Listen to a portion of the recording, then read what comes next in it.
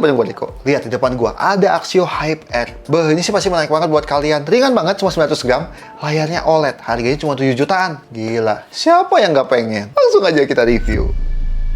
Gila sih. Terima kasih Axio ya. Kapan lagi kita bisa nikmatin layar OLED cuma 7 jutaan aja. Dan ini emang nice banget sih sebenarnya. Dan target pasarnya udah kelihatan. Buat kalian nih yang masih sekolah gitu ya.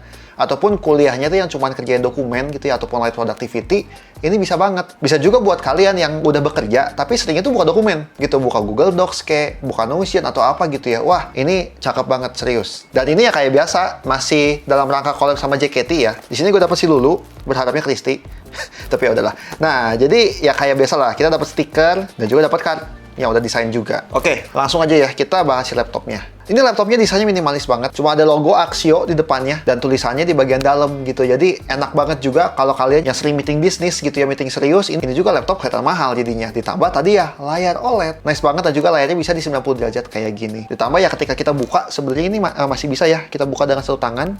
Jadi ya itu membuktikan engselnya juga bagus. Oke, kita bahas spesifikasinya. Kayak tadi gue bilang, layarnya OLED Full HD Plus dengan 60 Hz. Ya karena layarnya OLED, otomatis ketika kita ngelihat dari kiri, kanan, atas, bawah kayak gini, viewing angle-nya sama sekali nggak akan mengganggu lah. Dan warnanya ya jadi pop-up banget ya kalau misalnya kita pengen entertainment, nonton film di sini gitu misalkan. Ya karena layarnya OLED juga, dia tuh udah bisa kena 100% sRGB. Yang bikin laptop ini juga tuh bakal enak kalau misalkan kita pakai buat desain. Dan ditambah lagi tapi 24 GB, itu bakal enak sih kalau misalkan kayak buka Photoshop gitu. Set yang gue review itu tuh yang pakai i3 1215U dengan 6 core 8 thread dengan TDP 15 watt. Dan kalau misalkan kalian perlu spesifikasi yang lebih tinggi, dia tuh juga ada kok serian yang lebih atasnya gitu ya. Jadi sebenarnya bisa disesuaikan tergantung kebutuhan dan tergantung budget yang kalian punya. Dan ini tuh RAM-nya gila guys, udah 24 GB.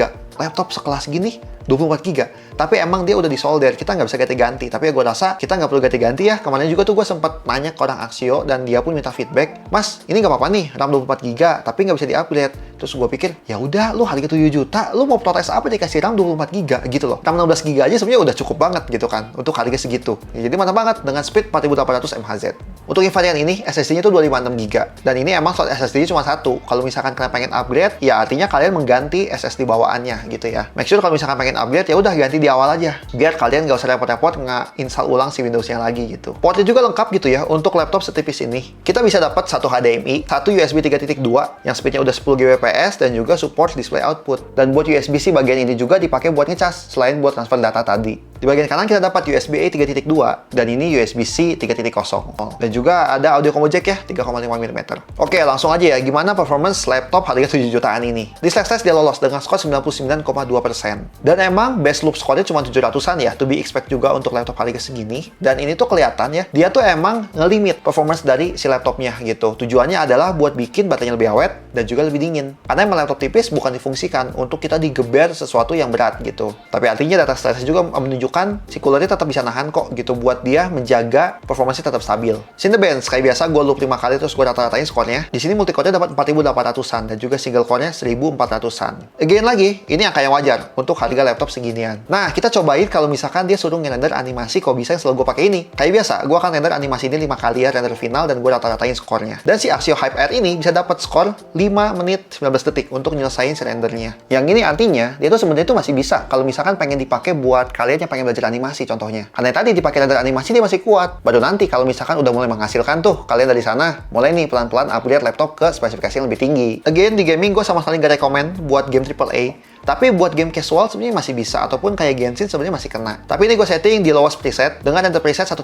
Dapat sekitar rata-rata 39 fps. Kalau misalkan kalian pengen sedikit lebih naik lagi, bikin aja di 0,8 render presetnya. Itu bisa dapat 48 fps. Ya lumayan lah ya, hampir kena 50 fps. Ataupun sesekali bisa nyentuh sih ketika di scene yang kosong. Nah, ini buat suhunya. Kalian bisa lihat, wah bang, kok dia nyentuh ke 100 derajat? Ya emang, itu kan ketika di kondisi di push, terutama pas lagi stress test tadi gitu. Sesekali nyentuh ke 100 derajat, tapi rata-ratanya ada di 94 derajat Celcius. Again, emang laptop ini didesain bukan untuk pekerjaan berat. Karena kalian lihat, ini coolernya juga cuma satu, walaupun dia agak gede ukurannya. Dan pastinya, si laptop ini akan menurunkan dayanya ketika dia udah terlalu tinggi suhunya. Tapi sebenarnya di sini gue nggak merasakan banyak throttling. Jadi ketika dia nyentuh 100 derajat itu dia masih aman. Karena kan kalau di Intel kan di 105-an ya, 105 derajat gitu. Untuk suhu throttle-nya. SSD kayak yang kalian lihat juga, dapat read sekitar 3000-an dan write-nya itu hampir 2000. Again, ini bukan speed SSD yang tercepat di tahun 2025 gitu ya. Kalau pengen ngalahin SSD Gen 4 pasti nggak bisa. Tapi ekspektasikan dengan harga segini kalian nggak bisa dong minta muluk-muluk SSD-nya. Tapi ya speed kayak gini harusnya cukup banget ya buat kalian buka browser, buat sesekali buka software Adobe, ataupun buat startup laptop itu masih tetap rasa cepet juga. Buat baterai, gue cobain video looping, dia tuh bisa sekitar hampir 8 jam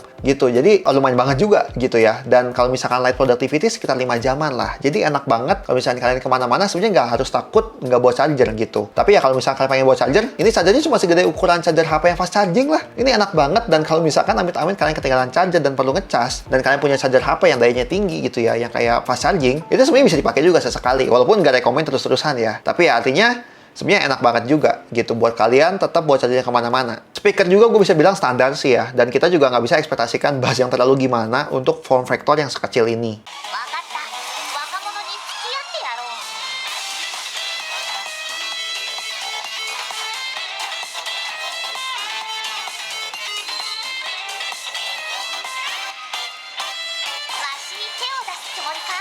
Untuk suara juga sebenarnya nggak terlalu kencang, tapi kalau kalian lihat speaker itu dia menghadap ke bawah. Jadi ketika kalian taruh di surface yang keras gitu ya, kayak meja ataupun lantai gitu ya, dia akan mantul suaranya, bikin dia jauh lebih kencang. Itu akan sangat-sangat membantu. Jadi make sure ya ditaruh di atas meja aja, itu suara tuh akan mantul ke meja dan ke atas gitu sih suaranya. Jadi akan jauh lebih enak lah. Keyboardnya juga enak, dia ukuran per key-nya medium, jadi semua orang harusnya bisa pakai, dan dia feel-nya clicky. Jadi kalau misalnya kalian akan ngetik cepat, mungkin beberapa orang akan agak terdengar gitu ya si suara keyboardnya, tapi sebenarnya ya kalau dari feel penggunaan sih sebenarnya aman-aman aja. Dengan ada backlight-nya juga. Kalau buat trackpad-nya dia sebenarnya halus, enak, tapi gue bisa bilang ini cukup agak perlu tenaga sesekali gitu ya. Dan kita tuh harus mencet di bagian bawah ini, karena kalau bagian tengah tuh dia emang nggak bisa dipencet. Jadi ini sih kalau misalkan kalian ya suka ngedesain gitu, gue sarankan kalian bawa mouse. Karena kalau gue pribadi, gue tidak bisa mendesain dengan trackpad yang agak keras kayak gini. Karena kan kalau desain kan dia banyak mencet ya. Jadi takutnya akan pegel aja. Tapi kalau misalkan cuma sekedar browsing gitu ya, dan kita nge-touch gitu ya, bukan ngepencet, itu sebenarnya masih sangat-sangat nyaman. Dan ukurannya pun pas untuk penggunaan kita. Ya pokoknya inilah bagian komponen bawahnya gitu ya. Kalian bisa ngelihat baterainya ngejeblak gitu ya. Dengan cooler satu, dan ini tadi SSD-nya cuman ada satu slot. Make sure kalau misalkan kalian pengen ganti, ya ganti dari awal aja, biar kalian gak usah repot-repot install ulang. Dan juga ya di sini nggak kelihatan ada slot RAM, karena ya RAM-nya udah ditanam on board. Dan ini webcam-nya 720p ya, nggak ada yang spesial juga sih. Pokoknya make sure kalau misalkan pakai ini buat meeting ya di cahaya yang cukup aja gitu, karena di low light kayak yang kalian lihat pasti bernoise. Garansi 1 tahun ya, dan 1 tahun accidental damage protection. Dan kayak biasa, Axio pun akan mengcover perlindungan 100% total ketika ada kehilangan. Itu nice banget, ataupun ya ada kecelakaan ketumpahan air, jatuh, dan lain-lain. Semuanya bisa diklaim di Axio Cat Platinum. Dan terkait service centernya juga, ini udah banyaknya di mana-mana, dan udah gue konfirmasi lagi juga ke tim Axio terkait build quality sampai ketersediaan spare part yang harusnya itu bikin kita tenang ya sebagai konsumen. Kesimpulan gimana? Wah, ini banyak sih sebenarnya yang bisa menggunakan laptop ini ya.